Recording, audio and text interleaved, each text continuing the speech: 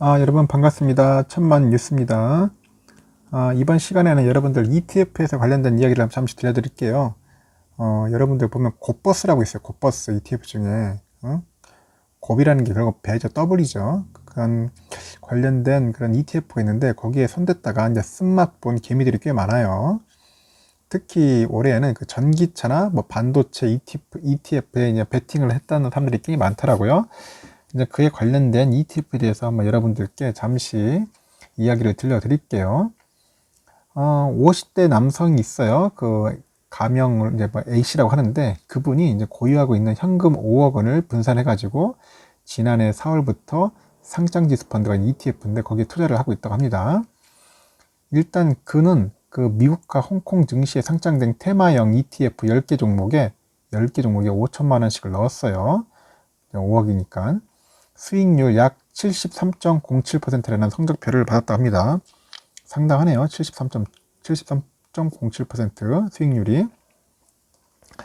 그래서 그 김 씨가 그 개별 종목을 발굴하는 어려움은 있었는데 혁신 성장 가능성이 있는 섹터에 이제 투자하겠다고 마음먹으면서 ETF에 관심을 두게 된 거예요. 그래서 최근에 각각 먹는 클라우드하고 전기차를 비롯해가지고 클린에너지, 게임, 인공지능, 핀테크, 바이오, 소비재 이렇게 구분을 해가지고 테마를 나눠서 투자를 하고 있다고 언급을 하네요.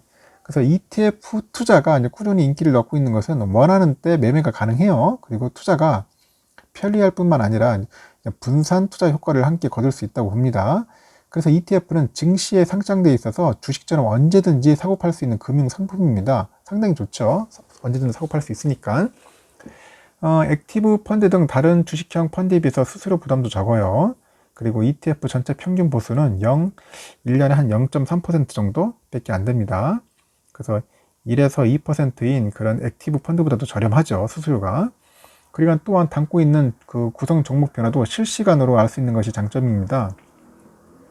그래서 한국거래소에 보니까 국내에 상장된 그 전체 ETF 순자산 규모가 2010년 말 기준에서 보니까 한 6조 578억 원에서 지난해 말 52조 365억까지 쫙 보면은 10년 만에 8.6배나 불어납니다. 8.6배. 상당하죠.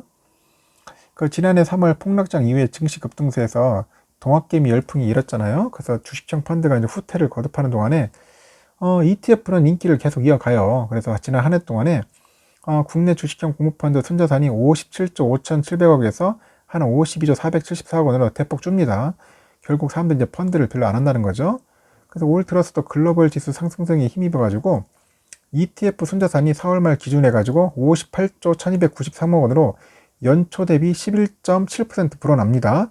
작년에 비하면 ETF 투자 영상은 사뭇 달라졌어요.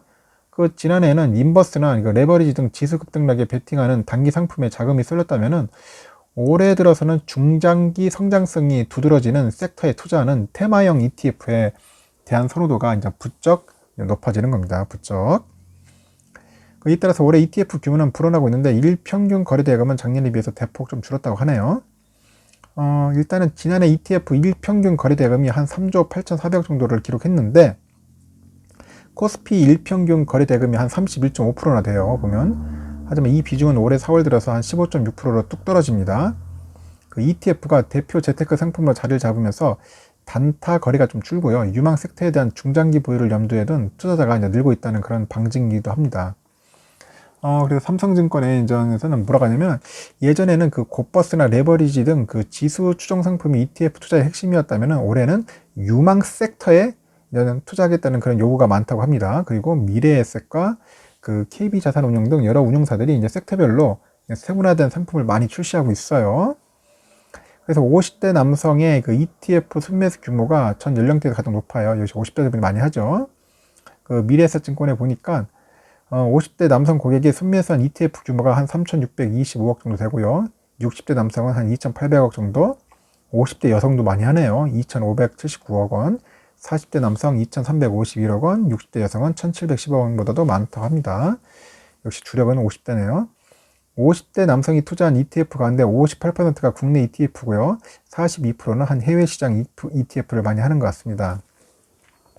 그리고 이들의 투자 내역을 잠시 살펴보면은 그 작년과 올해 양상이 사뭇 달라진 것을 알 수 있다고 하네요. 50대는 지난해 코덱스 200 선물 인버스 2X ETF를 가장 많이 사들였는데 한 해 동안에 한 1766억 원치를 순매수를 했어요. 50대가 선물을 좀 했는 거예요. 선물 200 인버스 2X.